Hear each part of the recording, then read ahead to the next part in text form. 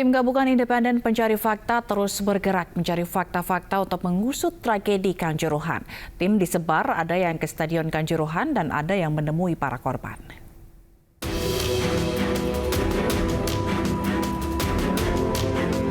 Tim Gabungan Independen Pencari Fakta turun ke Stadion Kanjuruhan untuk investigasi dan mencari bukti-bukti pendukung. Di Kanjuruhan, tim TGIPF memeriksa pintu-pintu yang saat kejadian terkunci serta memeriksa CCTV. Selain ke Kanjuruhan, tim juga disebar untuk mencari informasi ke berbagai pihak, diantaranya panitia pelaksana, pengurus Arema, polisi, keluarga korban, hingga perwakilan supporter. Temuan yang pertama, kita menyaksikan bahwa ternyata pintu, terutama pintu 12, 13 ini dalam kondisi yang tertutup. Nah, kami sedang mengumpulkan data-data dan akan segera mengundang para pihak yang berada dan bertanggung jawab untuk mengamankan pintu-pintu tersebut. Mungkin ada rencana otopsi. Ya. Untuk mencari bukti dan informasi sebanyak-banyaknya, TGIPF juga berencana otopsi korban untuk mencari penyebab kematian. Tim Liputan iNews melaporkan. Pasca penetapan 6 tersangka tindak pidana di dalam Stadion Kanjuruhan yang menewaskan 131 orang, polisi mulai mengusut tindak pidana kerusuhan di luar Stadion Kanjuruhan. Tindak pidana yang dimaksud adalah penghadangan proses evakuasi pemain Persebaya, pengerusakan, serta pembakaran mobil polisi.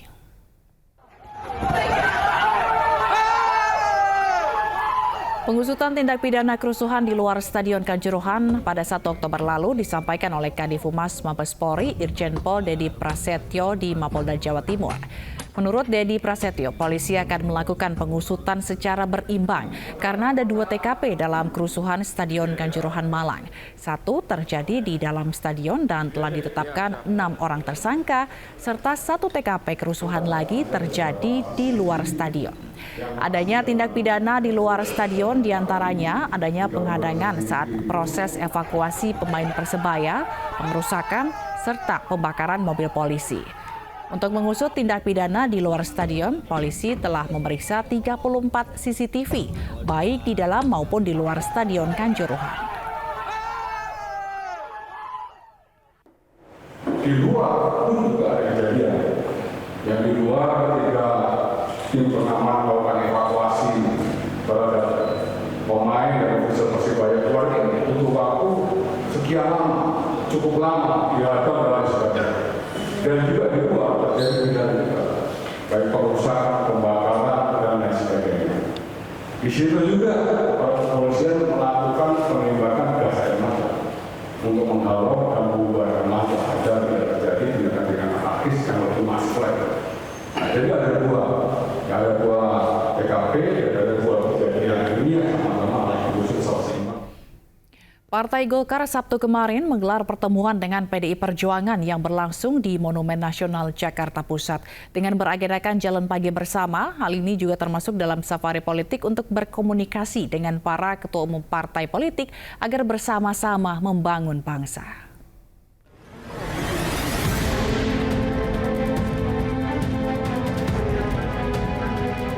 Ketua DPP PDI Perjuangan Puan Maharani melanjutkan safari politik dengan menemui Ketua Umum Partai Golkar Airlangga Hartarto.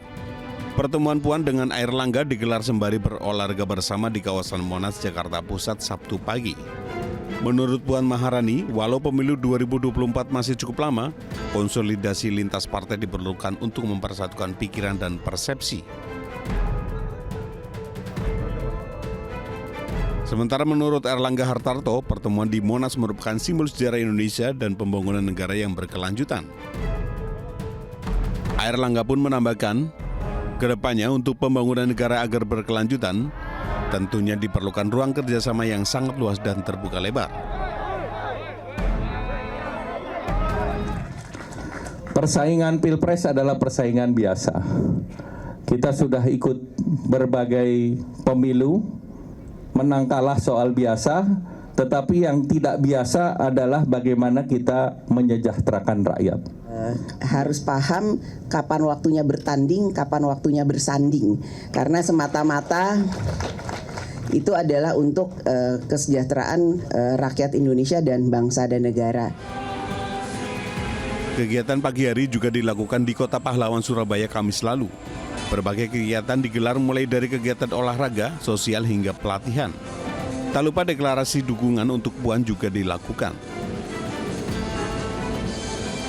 Kita akan mengadakan 3 acara. Yang pertama, pagi ini kita ada senam asik. Yang kedua, kita akan bagi-bagi sembako di Pasar Bama. Dan ketiga, kita akan ada pelatihan anak-anak muda, pelatihan melukis, dan lain-lain. Menjelang Pilpres 2024, berbagai relawan mulai bermunculan mengusung pemimpin yang cocok untuk menggantikan Presiden Jokowi. Namun gembira kontestasi politik diharapkan tetap berjalan aman dan damai. Tim Liputan iNews melaporkan. Sementara relawan Anies menggelar acara Maulid Nabi sekaligus mendoakan Anies Baswedan.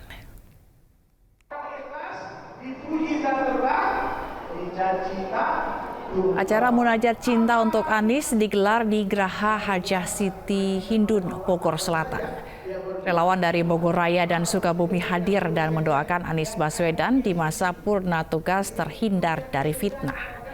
Menurut penyelenggara, acara murni dari relawan dan tidak ada dorongan dari partai politik. Sekarang kita di atas tanah, sekarang dunia nyata. Makanya kalau bertobat. Kita akan keliling setiap bulan sekali kita mengadakan majelis dzikir Anies Baswedan ini. Kita akan mengundang tokoh-tokoh kiai, para ajengan, para habib, para ulama untuk mengetuk pintu langit agar kedepannya perjalanan dari Bapak Anies ini bisa berjalan dengan lancar, dengan mudah, diberi kesehatan dan insya Allah bisa memimpin kita di tahun 2020. Dewan Pengurus Wilayah P3 Sumatera Utara memberikan sinyal kuat untuk Ganjar Pranowo maju sebagai Capres 2024. Hal ini disampaikan saat Mukerwil 1 di Medan. PLT Ketua Umum P3 Muhammad Mardiono mengatakan Ganjar merupakan bagian dari P3.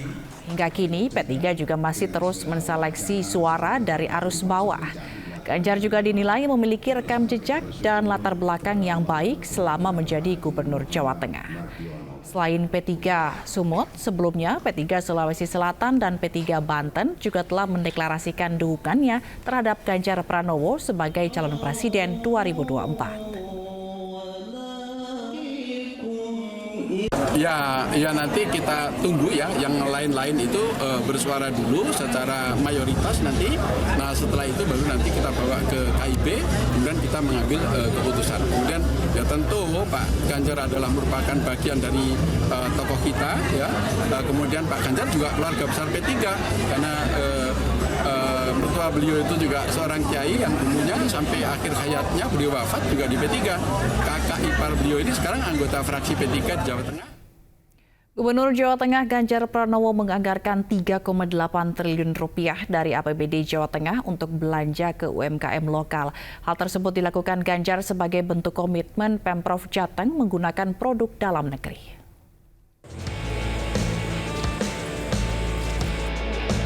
Gubernur Jawa Tengah Ganjar Pranowo menganggarkan 3,8 triliun rupiah dari APBD Jawa Tengah untuk belanja UMKM lokal. Data rencana umum pengadaan produk impor hanya sekitar 302 miliar rupiah. Itu berarti komitmen Jawa Tengah menggunakan produk dalam negeri berkisar 92,12% dari APBD Jateng per tanggal 30 September 2022. Ganjar juga memanfaatkan aplikasi Blangkon Jateng untuk menyerap belanja produk dalam negeri di Pemprov Jateng dan masyarakat.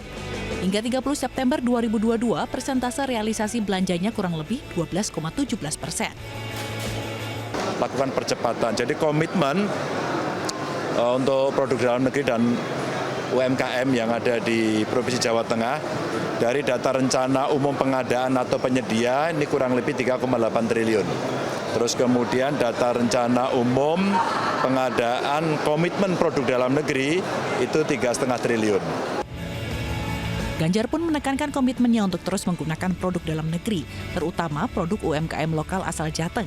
Ganjar juga berkomitmen akan selalu mendampingi UMKM tersebut sehingga kualitas produk yang dijual bisa terjaga.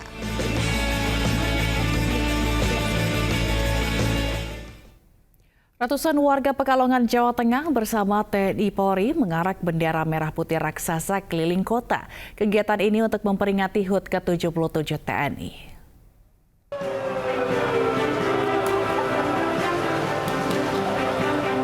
Bendera merah putih ukuran 400 meter diarak keliling kota Pekalongan, Jawa Tengah memperingati HUT ke-77 TNI. Aksi ini diikuti ratusan warga dari berbagai elemen ormas, termasuk mahasiswa dan TNI Polri. Kendaraan taktis TNI Polri mengawal arak-arakan.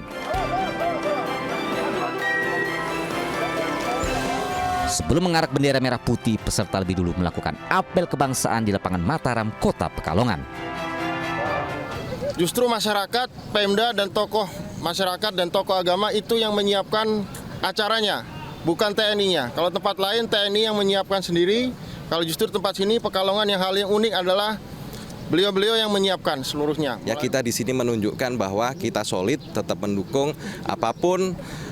TNI adalah lahir dari rakyat. Kita pengen ikut merayakan anak kandung kita, hari jadi anak kandung kita. Jadi intinya seperti itu. Selesai mengarak bendera merah putih, peserta makan nasi kebuli bersama ala santri. Dari Pekalongan, Jawa Tengah, Suryono Soekarno, iNews melaporkan. Tak bosan berkreativitas, kali ini M Block Space menghadirkan M Block Design Week sebagai ruang pameran dan penikmat seni. Penasaran seperti apa keseruannya? Berikut informasi selengkapnya.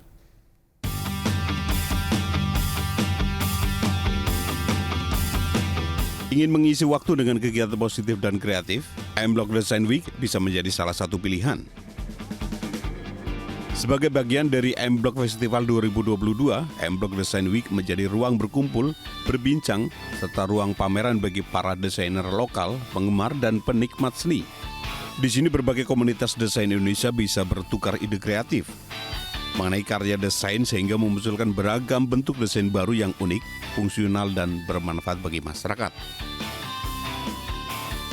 Mengambil tema ruang inklusif, pengunjung bisa melihat pameran arsitektur, interior, furniture, produk, desain, fashion, hingga grafik desain dari para seniman Indonesia.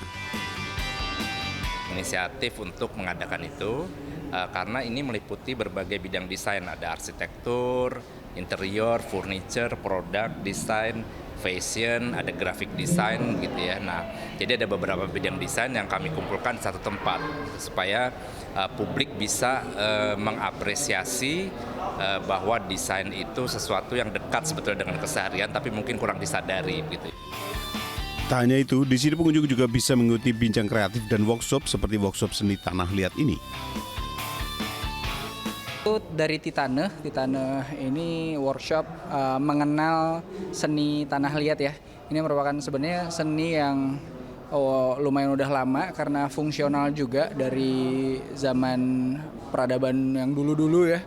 Dari Neolitikum itu juga manusia udah mengenal tanah liat, makanya sekarang mendorong kreativitas desainer produk ekspor unggulan, sekaligus meningkatkan kecintaan pada produk Indonesia yang berkualitas. Acara ini disambut hangat oleh para pengunjung. Ya kebetulan saya dari backgroundnya arsitektur juga kan. Di sini kebanyakan nge-showcase ini ya bidang desain juga ya. Jadi saya di sini ya untuk cari inspirasi aja sih. Berlokasi di Jalan Panglima Polim, Jakarta Selatan, M Block Design Week hadir hingga 16 Oktober mendatang dan buka dari jam 11 siang hingga jam 9 malam. Dari Jakarta, Muhammad Zulhilmi, Aris Setiawan, iNews melaporkan. Menteri Pariwisata dan Ekonomi Kreatif Sandiaga Salahuddin Uno mempromosikan film Ngeri-Ngeri Sedap untuk masuk dalam nominasi Piala Oscar ke-95. Hal itu disampaikan Sandiaga Uno di depan Presiden Joko Widodo serta para delegasi Forum World Conference on Creative Economy 2022 Bali.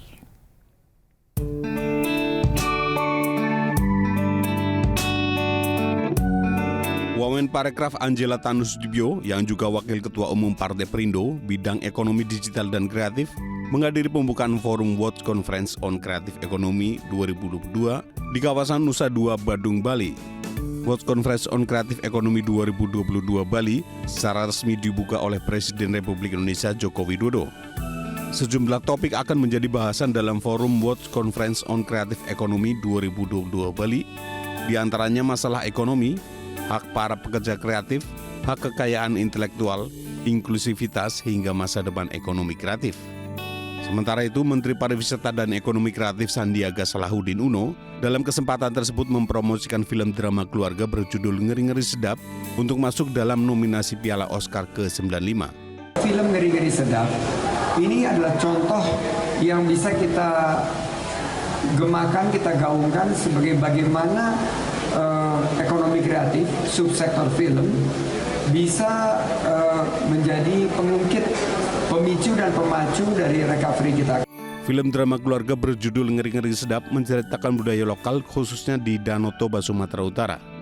Film ini merupakan film yang menandai kebangkitan industri kreatif termasuk perfilman yang sempat terdampak pandemi coronavirus. Dari Kabupaten Badung, Bali, Bagus Alit, iNews melaporkan.